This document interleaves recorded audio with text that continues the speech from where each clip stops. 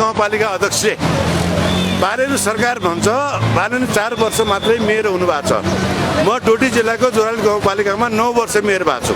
1 वर्ष बाँकी छ हो होइन। सुदूर गुरुङलाई म चिन्दैन, तर केपी ओलीलाई रातारात बिहानै किन गिरफ्तार गर्नुपर्ने?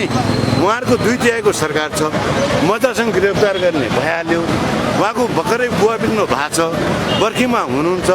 एउटा ज्येष्ठ नागरिक हो, नेपाल नेकपा एमालेको पार्टी अध्यक्ष ज्येष्ठ नागरिक हो केपी शर्मा ओली। 70 वर्षभन्दा उहाँलाई बढी भयो।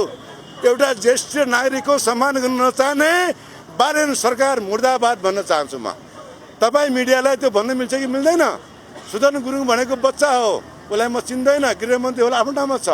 तर बालेन जम्मा 4 वर्ष मात्रै काठमाडौँ महानगरपालिकाको मेयर हुनुभएको छ भने स्वास्थ्यको क्षेत्रमा बालेन भन्दा यदि मैले काम गरे कम गरेछु भने जिन्दगीमा म राजनीति गर्नेवाला छैन।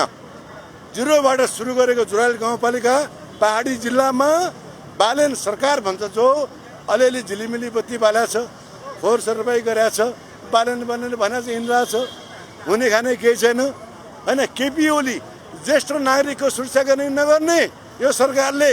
म त्यही भन्छु, ज्येष्ठ नागरिकलाई बिहान 4 बजे बिहान 5 बजे गिरफ्तार गर्न मिल्छ कि मिल्दैन?